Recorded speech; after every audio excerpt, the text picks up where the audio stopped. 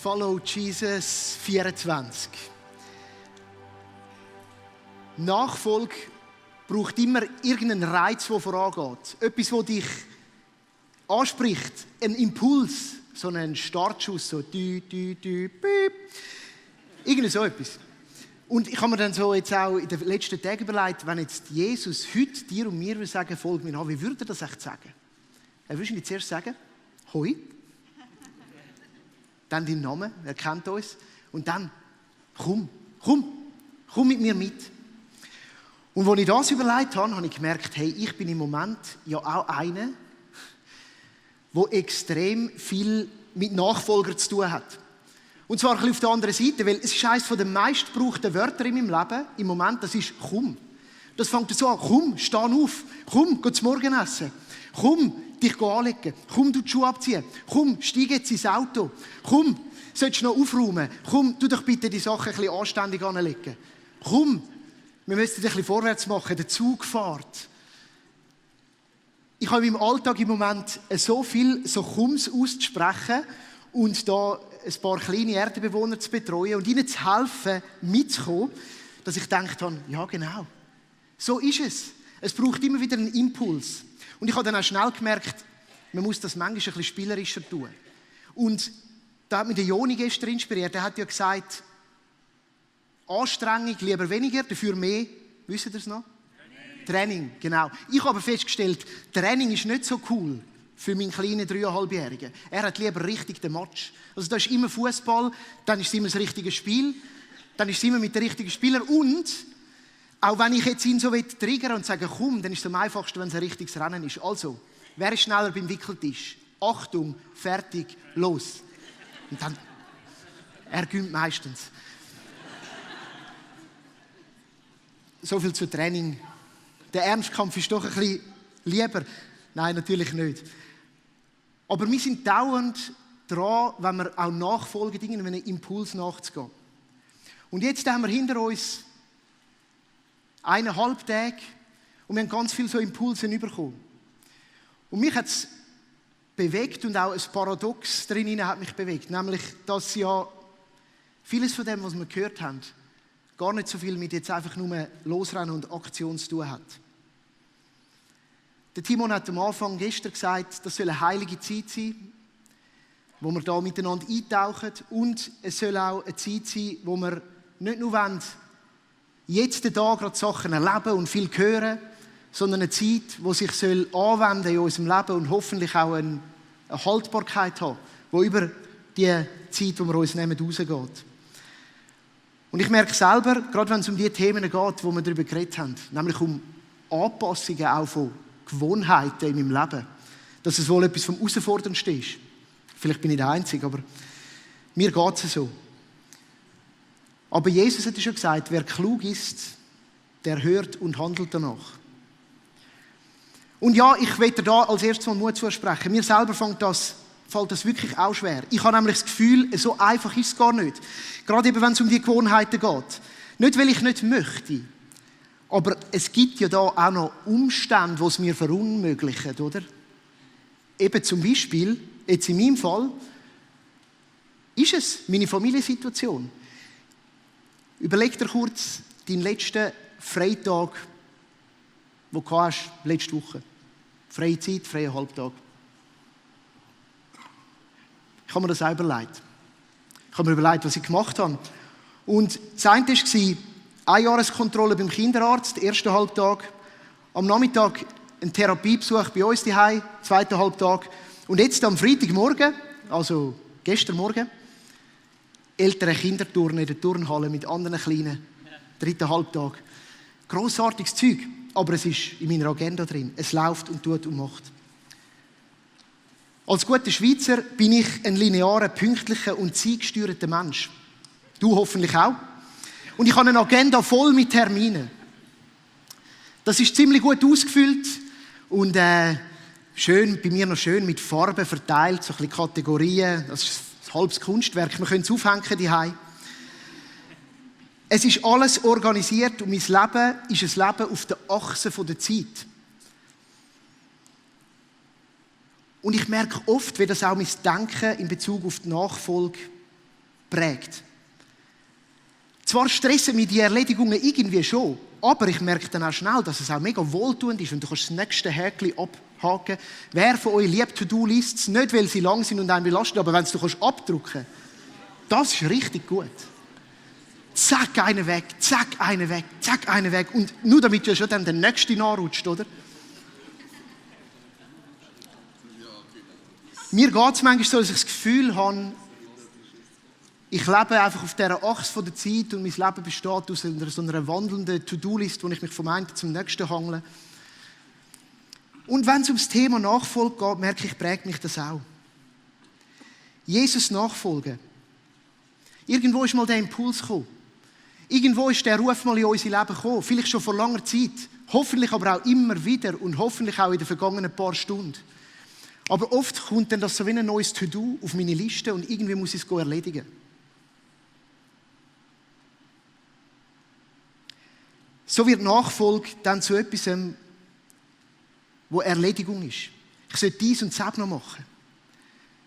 Es ist so irgendwie an die Vorstellung von einem Ziel gekoppelt, wie dann und dann sind wir beim Wickeltisch, gell? Achtung, fertig, los. Aber das Ziel verschiebt sich auch immer wieder. So ist mein Alltag. Die Gegenwart wird dabei nur so zu einem Übergang zwischen dem, was eigentlich gerade in der Zukunft war und im nächsten Moment in der Vergangenheit liegt.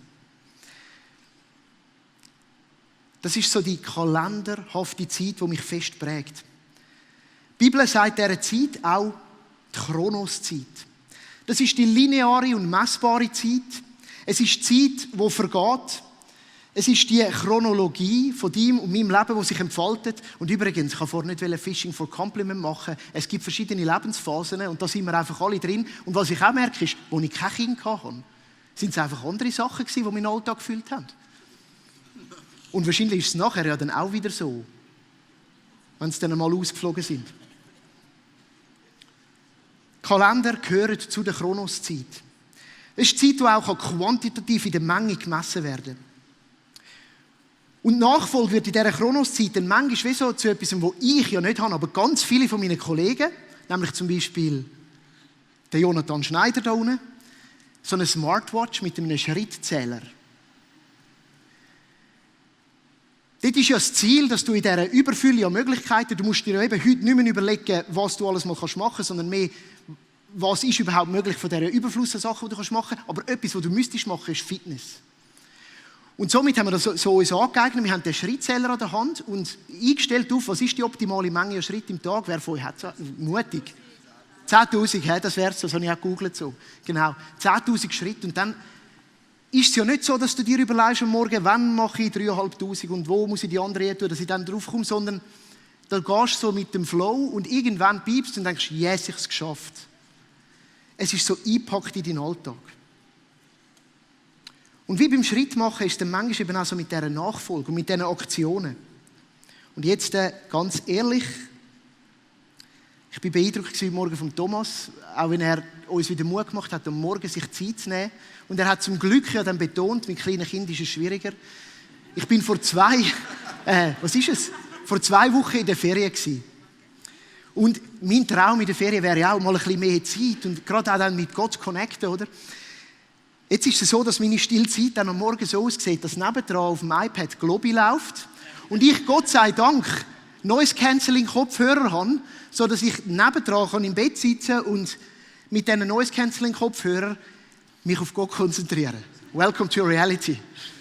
Natürlich ist es nicht immer so, aber es hat den Moment wirklich gegeben und ich habe gedacht, wo lebe ich? Wir versuchen, Nachfolge optimal zu integrieren. Ja, stille Zeit. Ich meine, ich habe ja einen Arbeitsweg, passt perfekt. Eben Noise Cancelling Kopfhörer sind super. Oder im Auto, gell? Oder Hörbibel auf dem Velo geht im Fall auch noch, weil es ist nicht Musik und du bist nicht so abgelenkt vom Verkehr, so nur durchs Gerät durch geht das schon noch. Ja, vielleicht kennst du das ja auch. Ich möchte zum Abschluss, wenn man dem so will sagen, von dieser Konferenz uns so 2 Ermutigungen mitgeben, wie wir die Nachfolge jetzt auch hoffentlich in unseren Alltag übernehmen. Und ich glaube, da ist es auch an uns, um gewisse Schritte zu machen und ein paar Sachen bewusst zu tun. 2 Ermutigungen. Und der erste ist ein Text aus dem Hebräerbrief, der mich angesprochen hat in den Vorbereitungen und inspiriert. Und so vielleicht zur Einleitung möchte ich euch kurz sagen, der Schreiber vom Hebräerbrief, was er so gemeint hat zu seinem Brief, es ist eigentlich, er sagt dem, ein kurzer Brief von der Ermahnung und Ermutigung. Also, so soll es auch heute sein. Eine kurze Botschaft von der Ermahnung und Ermutigung. So sagt er es einmal am Schluss von seinem Brief. Und ich habe mich entschieden, so einen Text daraus rauszunehmen. Wir können natürlich nicht den ganzen Hebräerbrief anschauen, aber da drin geht es eben ums Hören von Gottes Stimme und auch den Ruf wahrzunehmen. Und zwar zitiert der Autor aus dem Hebräer da aus einem Psalm und er schreibt: Aus diesem Grund mahnt uns der Heilige Geist: Wenn ihr heute die Stimme Gottes hört, dann verschließt euch seinem Reden nicht. Mich hat das Wort «heute» angesprochen. Ein Wort in der Gegenwart, ein Wort im Jetzt. Und vielleicht hast du gestern oder heute den Ruf ja auch gehört. Und wie bereits gesagt, der Autor zitiert aus dem Psalm 95, wo eine längere Passage, wo genau der Text auch schon steht. Und der Psalmist, der verwendet eigentlich diese Aussage, um wieder eine Geschichte aus der Geschichte aufzugreifen, nämlich von der Wüstenwanderung vom Volk Israel, wo sie sich sie haben Gottes Stimme gehört, aber sie haben sich verschlossen seiner Stimme. Sie haben nicht gefolgt. Das greift er da auf. Sie haben dann, damals, das Volk hat den Mose angeklagt und hat gesagt: Wieso hast du uns da rausgeführt? Sie haben daran gezweifelt, ob wirklich Gott sie gerufen hat. Der Hebräer greift also den Psalm 95 auf, der wiederum von der Wüstenwanderung berichtet. Als ein Mahnwort, als eine Ermahnung: Wenn ihr heute die Stimme von Gott hört, dann verschliesst euch dem Reden nicht. Jetzt, was mir gefällt im Kontext vom Hebräerbrief, ist, dass der Hebräerbrief uns Jesus als die verkörperte Stimme Gottes darstellt. Ganz am Anfang von dem Brief heißt es, ich lese ab Vers 1: Viele Male und auf verschiedenste Weise sprach Gott in der Vergangenheit durch die Propheten zu unseren Vorfahren. Jetzt aber, am Ende der Zeit, hat er durch seinen eigenen Sohn zu uns gesprochen. Also im Hebräerbrief ist die Stimme von Gott verkörpert in Christus, in Jesus, der Jesus, der ruft: Follow me, folg mir nach, und wo hoffentlich heute und gestern auch wieder bei dir Sachen ausgerufen hat, in dein Leben gerufen hat, Impulse gesetzt hat. Und der Autor ermutigt die Empfänger vom Brief, dem Ruf Folge zu leisten. Sich dieser Stimme nicht zu verschliessen. Die Gefahr, die für dich besteht, falls man das macht, ist, dass sie nicht zu dieser Ruhe bei Gott findet. Das ist nämlich die Verheißung, die das Volk Israel hatte in der Wüste. Das Ziel war das verheißene Land. Der Ort der Ruhe von Gott. Ein Kontrastbild zu Ägypten, zu der Sklaverei, zu Unterdrückung, zu Gefangensein im Laufe der Zeit, ohne Wochenende, im kompletten To-Do-List erfüllen. Die Gefahr, die besteht, wenn wir uns dieser Stimme verschliessen, ist, dass wir nicht in dieser Ruhe ankommen. Nachfolge soll uns also in die Ruhe führen. Nachfolge von Christus beinhaltet, bei Gott zur Ruhe zu kommen.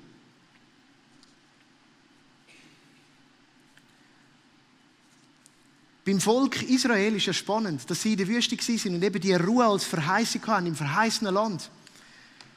Und dass Gott ihnen einen Vorgeschmack gegeben hat mit dem Sabbatgebot. Er hat gesagt: Haltet das ein, als so ein Vorgeschmack von dem Tag der Ruhe.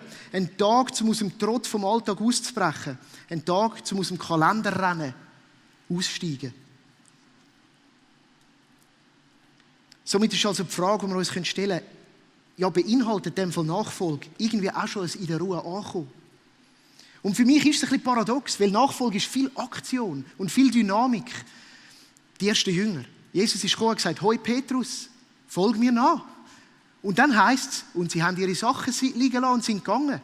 Das ist extrem viel Aktion. Das ist fast ein bisschen Stress, ehrlich gesagt. Aber möglicherweise ist es eben sowohl als auch. Und möglicherweise ist in der Nachfolge das schon vorhanden. Nachfolge, wo die Ruhe schon im Jetzt erlebt.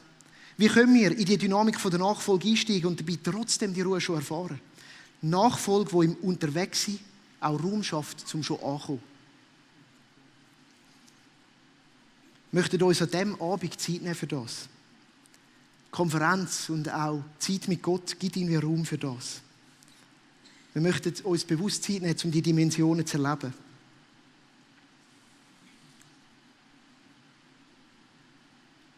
Weil Follow Jesus heisst immer auch mit Gott sein. Sein.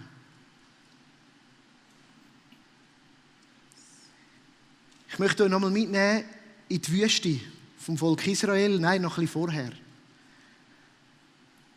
Zu einer Geschichte, die dem Exodus, dem Auszug aus Ägypten vorgelagert ist. Und zwar an dem Ort in der Geschichte, wo Gott sich einem Mose vorstellt. Wo er ihn beruft und sagt, ich brauche dich, damit du mein Volk rausführst. Und es ist die berühmte Stelle am Dornbusch und der Mose ist am Schaf hüten und er entdeckt den brennenden Busch und er hört eine Stimme, die ihm ruft, Mose, Mose. Und er will da herlaufen und dann heisst es, zieh deine Schuhe ab, du stehst auf heiligem Boden. Und Gott beauftragt ihn und ruft ihn und der Mose, wir kennen es ja alle, sagt, nein, ich kann das nicht und hat ein gutes Argument. Er sagt nämlich, was soll ich ihnen sagen, wer mich sendet? Wer bist du? Gott, wer bist du? Was soll ich ihnen sagen? Und wir lesen dann im 2. Buch Mose, Kapitel 3, ab Vers 14, Gott antwortete, ich bin, der ich bin. Darum sagt den Israeliten, ich bin, hat mich zu euch gesandt. Ja, der Herr, Jahwe, hat mich geschickt, der Gott eurer Vorfahren, der Gott Abrahams, Isaaks und Jakobs. Denn das ist mein Name für alle Zeiten. Alle kommenden Generationen sollen mich so nennen.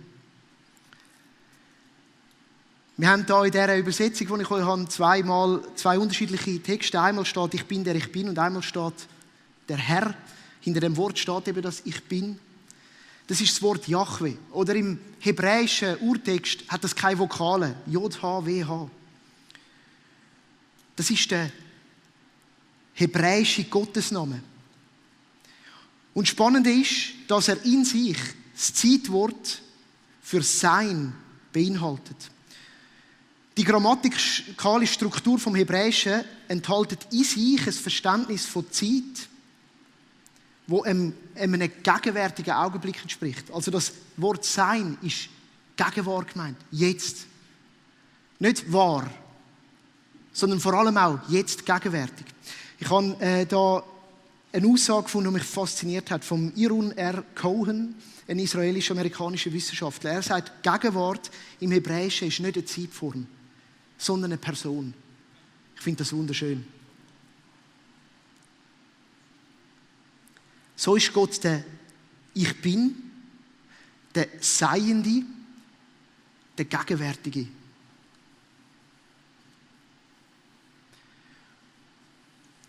Er ist gegenwärtig. Das ist in ihm drin. Er ist da. Und die Frage, die ich heute uns mitgeben will, ist, bist du auch da?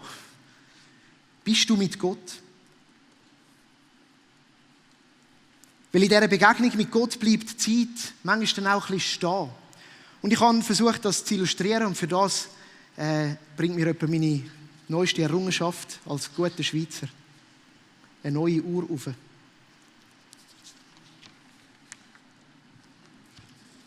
Extra gross. Danke vielmals. Die Bibel kennt ja auch ein anderes Verständnis von Zeit. Ihr habt sicher von dem auch schon gehört. Neben dieser Chronoszeit gibt es die Kairoszeit. Es ist auch ein griechischer Ausdruck für Zeit. Es ist der Ausdruck für die richtige Zeit. Zeit als Qualität und nicht als Quantität. Zeit, wo nicht zählt wird, sondern wo verzählt wird. Es ist dort, wo etwas geschieht, wo du in dieser Gegenwart von Gott bist, wo du erfährst und wo deine Geschichte schreibt. Und dort ist nicht mehr so relevant, wie lang das ist. Es ist die Erfahrung von dem Sein mit Gott und in seiner Gegenwart, wo unser Leben verändern kann. Was es bei Mose gemacht hat. Und wo ein Teil ist, wo in die Nachfolge hineingehört. Immer wieder ein Sein mit Gott. Und ja, wir haben das ja schon gehört. Das ist auch modelliert worden von Jesus selber. Es sind Momente, wo wir die Gottesruhe schon im Jetzt erleben können. Auch wenn wir dem Ruf gefolgt sind. Auch wenn da Dynamik ist. Weil auch der Mose ist dem Ruf gefolgt. Gott hat gerufen, Mose, Mose. Und der Mose hat noch schön geantwortet in dem Text. Es heisst, er hat gesagt, hier bin ich. Ich bin da. Und so ist es vielleicht das Erste, was wir mitnehmen können, dass wir auch so antworten auf die Rufe, die wir gehört haben. Hier bin ich.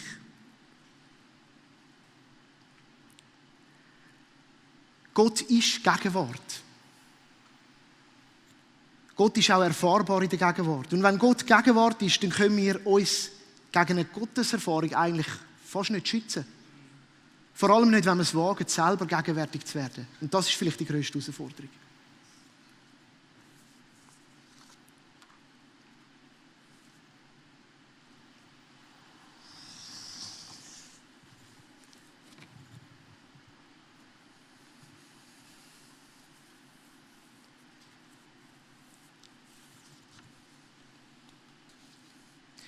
Follow Jesus heisst somit sicher auch immer wieder. Und das ist ein mutiger Schritt. Aber es ist eben ein wichtiger Schritt, den Schritt zu machen und den Mut zu haben, aus dem Trott vom Alltag auszusteigen und die Achse von der kalendarischen Zeit zu verlassen und reinzutreten in den Raum der Zeit.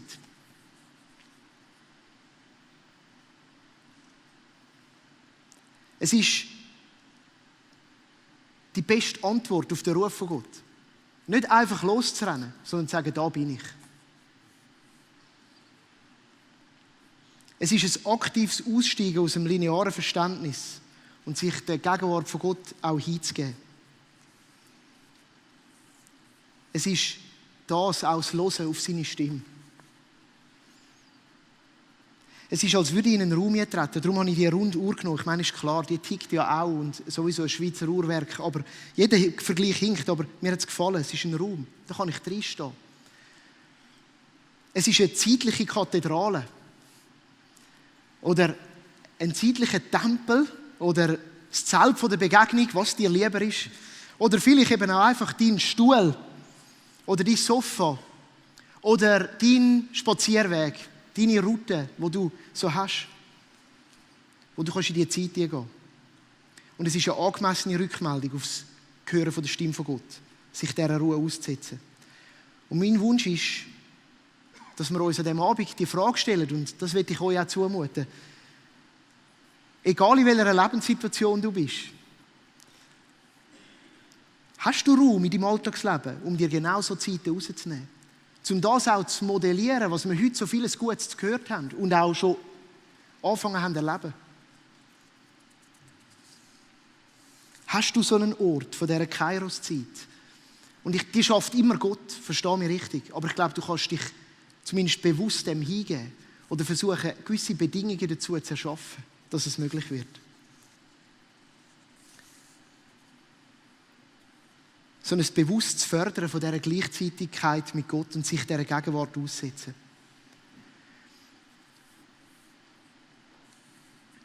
Ermutigung 1. Höre und verschließ dein Herz nicht, wenn du die Stimme von Gott hörst. Ermutigung Nummer 2. Bist mutig und steig ein in die Gegenwart und sag, hier bin ich. Und wir möchten uns jetzt eigentlich schon so in einen aktiveren Teil bewegen von diesem Abend. Am Anfang werde ich den stark da vorne auch mitmodellieren. Und ich möchte euch einfach mitnehmen, so als Bouquet und nicht als der einzige Weg. Wir haben das jetzt schon viel gehört, auch in diesen vergangenen Referaten, aber als einer der Wege. Wie man das machen kann. Und wir werden so in so verschiedenen Stationen ein paar Sachen probieren oder auch einfach darüber hören, vielleicht auch nochmal neu motiviert werden dazu, immer mit dem Ziel, dass es irgendwo in deinem Alltag und in meinem Alltag muss landen. Und nachher werden wir dann in der ausdehnteren Zeit auch hinkommen, wo wir noch frei werden so vor Gott sein im Worship. Das Erste, was mir wichtig ist, so eine Vorbemerkung. Ich glaube, die Zeit mit Gott, die gleichzeitige Gegenwart, dich dieser aussetzen, hat 2 Aspekte und die sind beide wichtig. Das geschieht allein und in der Gemeinschaft.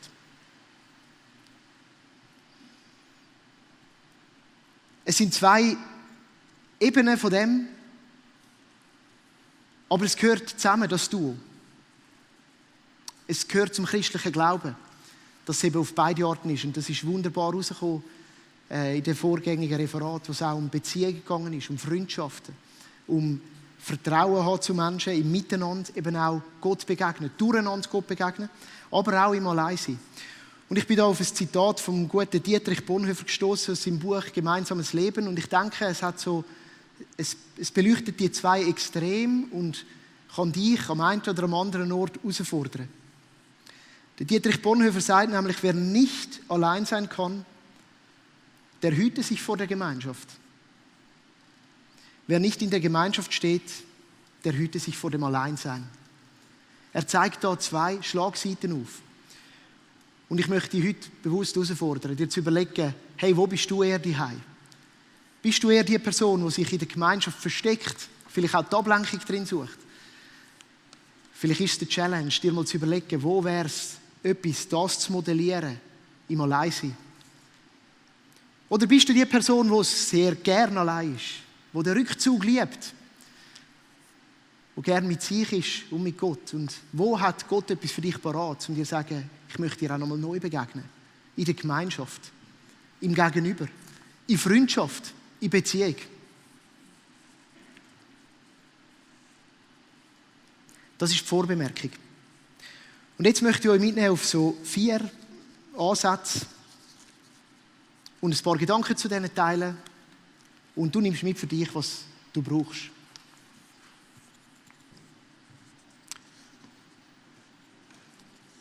Und für den ersten brauche ich meine Bibel. Ein bewusster Ansatz, um dich dem Gott hingeben und seiner Gegenwart ist, indem du dich seinem Wort hingibst. Ein Wort von Gott. Das Johannesevangelium sagt, Jesus ist das Wort von Gott. Aber wir haben auch ein Zeugnis von der Geschichte von Gott und den Menschen in Form der Bibel. Und es ist ein geniales Hilfsmittel, ein Weg zu Gott, ihn zu erkennen, ihm näher zu kommen. Wir haben letztes Jahr eine Predigtserie darüber gehabt. Wir ermutigen immer wieder dazu, weil wir es entscheidend wichtig finden. Und ich glaube, es hat 2 Sachen, die daran wichtig sind. Das eine ist, ja, für die Wissensbegierigen, im Wort zu lesen, fördert dein Wissen. Fördert kognitiv etwas bei dir. Du kannst mehr erkennen, mehr lernen über das Wort von Gott. Du kannst zum Beispiel ganze Psalmen auswendig lernen. Du kannst aber auch Fakten daraus lernen. So Bibelquiz haben wir manchmal gespielt. Die sind noch recht cool. So gutes Einstiegsspiel in der Small Group, so mit so alten Kärtchen. Und mal schauen, wer wirklich die Bibel kennt, mit so ganz schwierigen Fragen. Kognitiv. Und das ist nichts Schlechtes. Das ist wichtig, deinen Intellekt zu steigern. Vielleicht auch mit Hilfsmitteln rund um die Bibel. Aber dich der Bibel aussetzen ist viel mehr als das. Es gibt eine zweite Ebene. Und zwar ist das ein Buch voll von Erzählungen. Wir erinnern uns. Zeit, die nicht erzählt werden kann, sondern die nur erzählt werden kann. Voll von Erzählungen vom Mensch und Gott. Da drinnen erlebt man Gott, wie andere Menschen ihn erlebt haben. Wie sie ihn erfahren haben. Und sich dem aussetzen, macht etwas mit uns. Bewegt etwas in uns. Der N.T. Wright schreibt, nur schon die Bibellese allein in dem beständigen Wunsch, im Sinne Gottes geformt und gestaltet zu werden, ist schon ein Akt des Glaubens, der Hoffnung und der Liebe. Ein Akt der Demut und der Geduld. Wenn wir in die Bibel eintauchen, dann ist das ein Akt von der Hingabe. Wenn du dir Raum rausnimmst und sagst, ich setze mich dem Wort aus, ich führe mir das zu, ich nähre mich daraus, dann ist es ein Akt von der Hingabe an Gott, ein Akt von der Nachfolge. Es ist ein Ausdruck, dass wir Gott brauchen, dass wir seine Erzählung brauchen über unserem Leben. Es ist eine ganzheitliche Haltung, die ausdrückt, dass wir Gottes Gnade nötig haben. Seine Heilung, seine Korrektur, seine Einsicht, seine Ermutigung und seine Stärkung. Und so eine Haltung eröffnet Gott die Möglichkeit, tiefgreifend an uns zu wirken. Und das ist spannenderweise auch von der Psychologie bestätigt. So eine Haltung vermag uns innerlich zu verändern. Mir hilft es, mir so Sachen auch in Erinnerung zu rufen. Damit lies deine Bibel, bete jeden Tag. Auch wirklich wieder eine Relevanz bekommt. Und es ist so schwierig für uns, die Hektik von unserem Alltag. Ich mache dir Mut, dir zu überlegen, wo gilt es, das Buch wieder vorzunehmen. Du musst es nicht in dieser Form machen. Es gibt geniale Apps, Hilfsmittel, Lesegruppen, Passion Group bei uns in der Kirche, wo du das auch machen kannst. Setz dich dem aus. Um dieser ersten Anwendung kurz nachzugehen und Raum zu geben, werden wir eine kurze Textlesung hören aus dem Psalm 119. Es ist der längste Psalm. Es ist der Psalm über das Wort, über das Gesetz, über die Liebe zum Wort. Und wir haben einfach so 2 Auszüge daraus, wo du dir auch das gar so mal zuführen kannst. Herr, sogar in der Nacht denke ich an dich und deine Gebote will ich gern befolgen. Ja, es ist mir zur Gewohnheit geworden, unbeirrt nach deinen Leitlinien zu leben. Du, Herr, bist alles, was ich brauche. Deshalb werde ich tun, was du sagst. Dein Wort ist meine Lieblingsspeise. Es ist süßer als der beste Honig. Dein Gesetz macht mich einsichtig und klug. Deshalb ist mir jede Art von Falschheit verhasst. Dein Wort ist wie ein Licht in der Nacht, das meinen Weg erleuchtet. Was du in deinem Wort festgelegt hast, das will ich tun, gerechter Gott.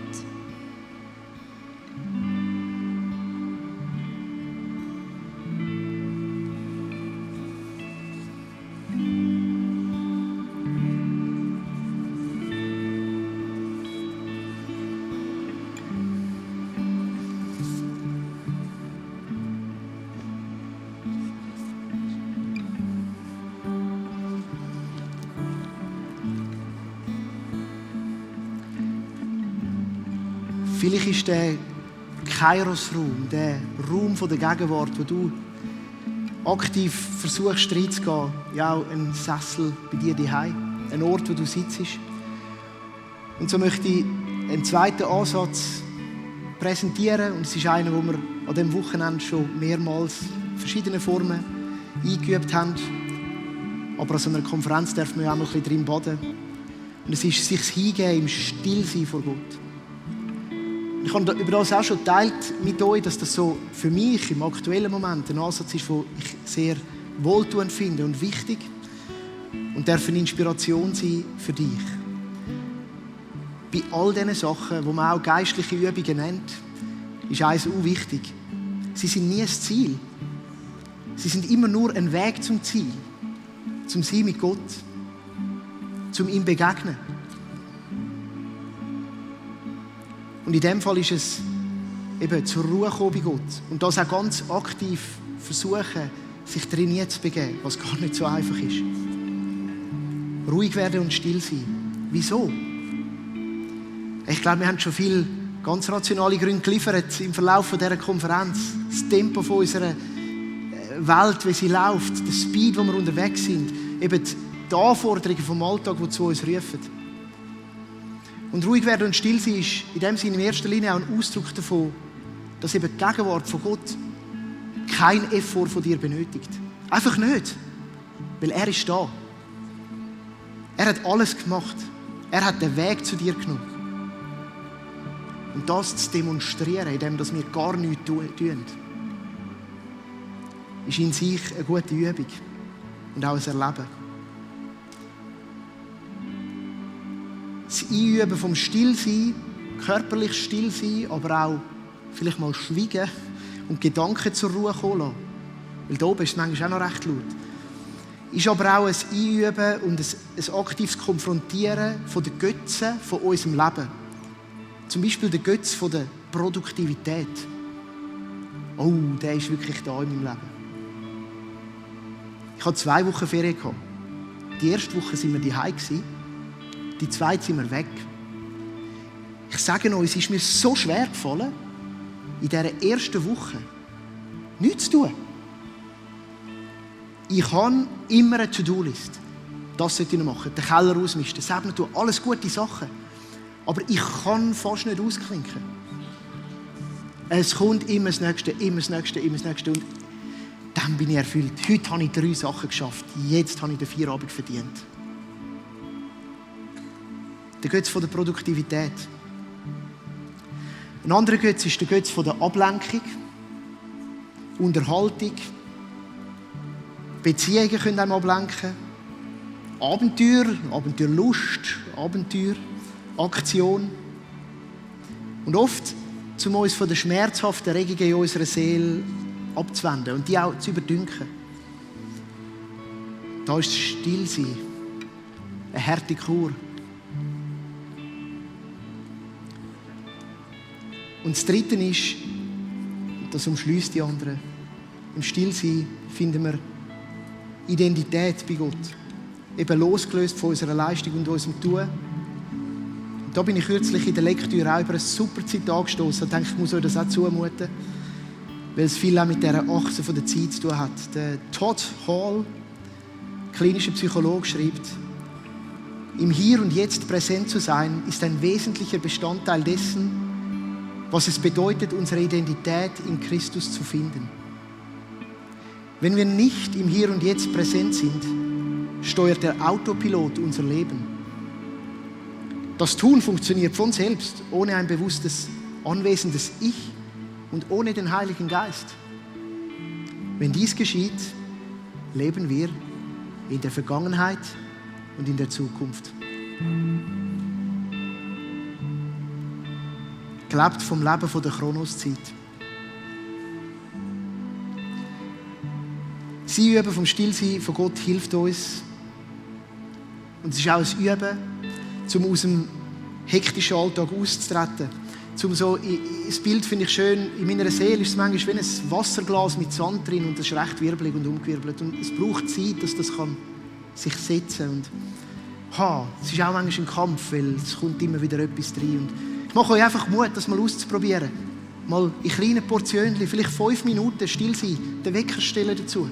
Vielleicht 10 Minuten. Und wenn es okay ist, würden wir es, weil wir schon so im Flow sind von dem ganzen Tag, auch jetzt gerade mal so einen kurzen Moment miteinander machen, selber ruhig werden. Und ich werde 2, 3 Gedanken dazu geben, die du auch dann aktiv kannst praktizieren, wenn du das machst. Am besten sitzt du an, so wie es dir bequem ist.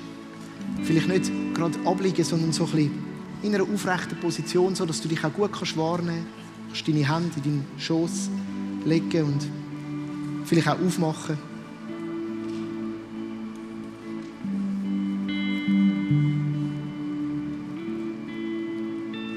Und dann machst du vielleicht am besten die Augen zu, wenn du das möchtest. Das hilft dir auch, um dich vor Ablenkung zu schützen.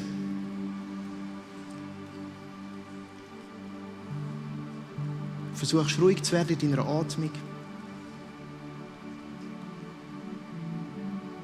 Du kannst Gott einfach sagen, ich bin jetzt da, innerlich.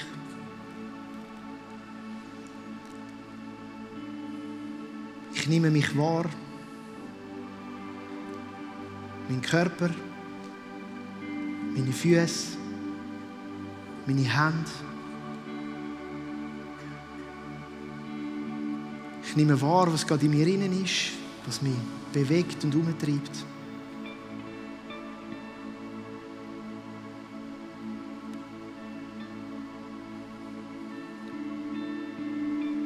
Und indem ich Gott alles hingebe, was mich jetzt beschäftigt und in mir rumort, schnaufe ich langsam aus.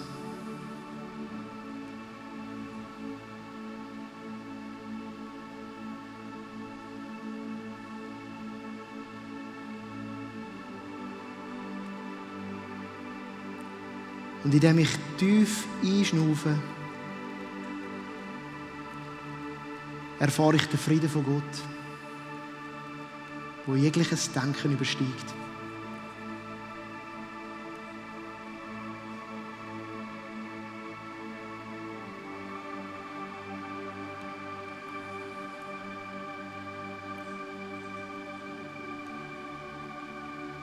Und in dem Stillsein vor Gott öffne ich mich für ihn, für sein Reden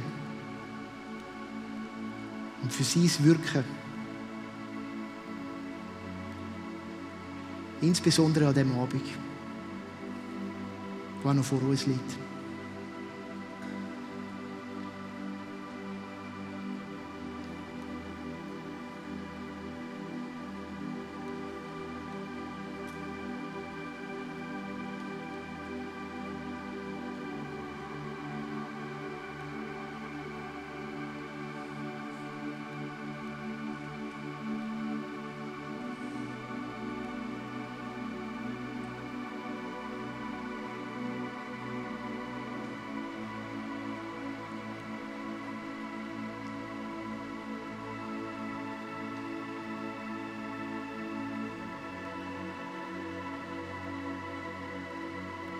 Und im Wissen, dass er da ist, im Gespüren, dass er da ist, darfst du jetzt deine Augen auch wieder aufmachen. Und dankbar sein, dass er da ist. Und dass ihm hast können auch das abgeben, was dich beschäftigt. Mach dir Mut, so etwas auszuprobieren, einzuüben. Vielleicht passt es für eine Lebensphase, vielleicht für den Moment, den Ort der Nachfolge, wo du drin stehst. Ich hoffe, dass dir das heute auch gerade in den Abend dient.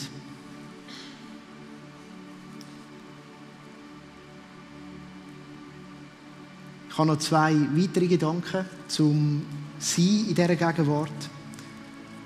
Ich bleibe, glaube ich, gerade sitzen. Das passt so.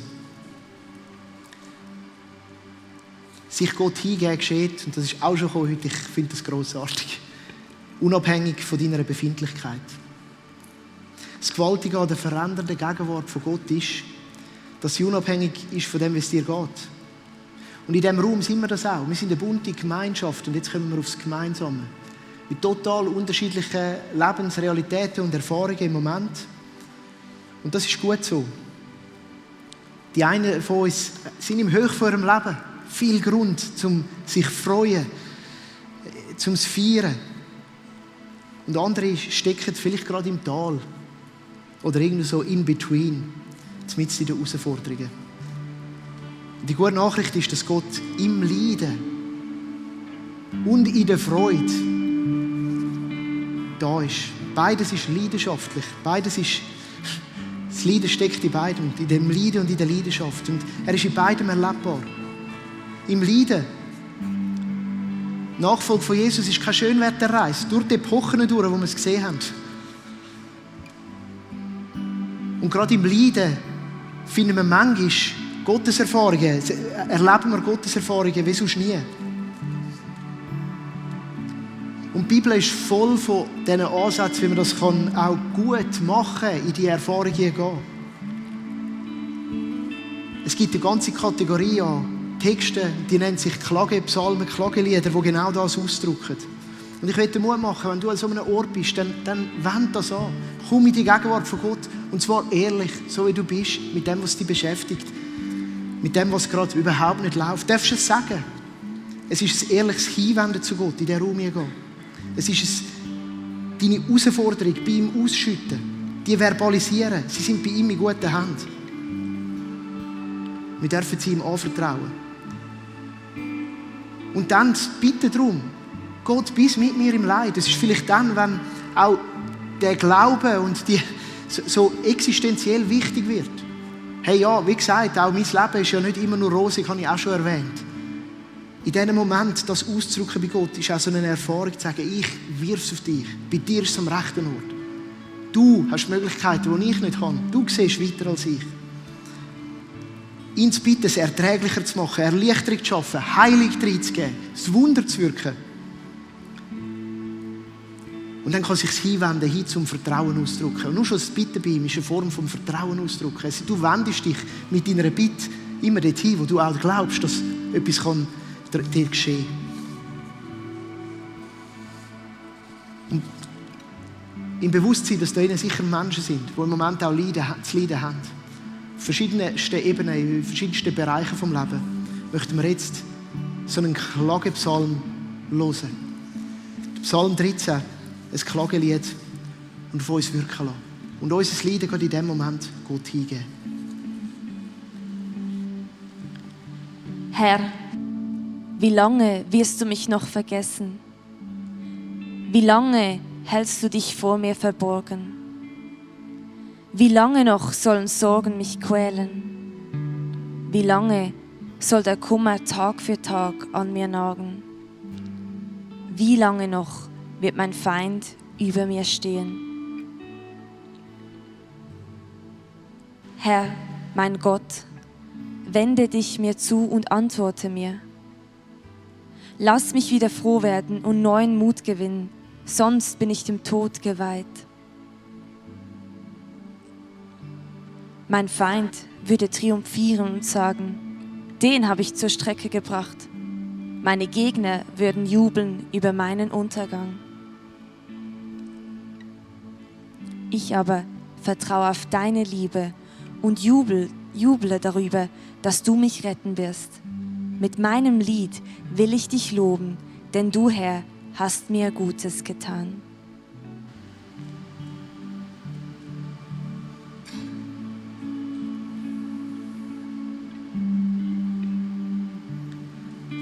Ehrliches Ausdrücken von der eigenen Befindlichkeit, von der eigenen Nöte. Es sich hinwenden zum Punkt der Hoffnung und ein Vertrauen ausdrücken gegenüber Gott. Das kann ein Ansatz sein, wo du im Leiden Gott begegnen kannst. Ich ermutige dich, vielleicht dir mal Zeit zu nehmen, deine eigenen Worte aufzuschreiben. Für das brauchst du einen Raum von der Zeit. Wenn du das gerade hast in deinem Leben, wenn du etwas hast, wo du musst bei Gott deponieren musst, vielleicht lohnt es sich einmal so einen Psalm zu verfassen oder das zu verbalisieren. Aber, und das ist eben das Schöne, auch in der Freude können wir vor Gott kommen. In diesem Raum ist viel Platz für die Freude und Psalmen drücken beides aus. Und wir haben dort drin dann auch die Texte, wo gejubelt wird darüber, dass ein Tag in der Gegenwart von Gott besser ist als 1000 andere. Und das, mit dem will ich schliessen, mit sagen, der Raum ist auch ein Raum von der Freude. Es ist ein Raum von der Leichtigkeit. Es ist ein Raum von dort, wo Gott gewirkt hat, wo er geheilt hat, vom Feiern und Jubeln über das, was geschehen ist. Dort, wo Erzählungen kommen, wie wir sie immer wieder gehört haben von diesen Sessions. Und dann klatschen und Lob geben und preisgeben und sagen, Gott, dir ist es möglich. Unser Glaube ist ein Glaube, der viel Freude beinhaltet. Weil die beste Nachricht ist gekommen und hat uns erreicht. Und sie bewirkt es, dass wir durchs Leben laufen können, zuversichtlich vorwärts gehen.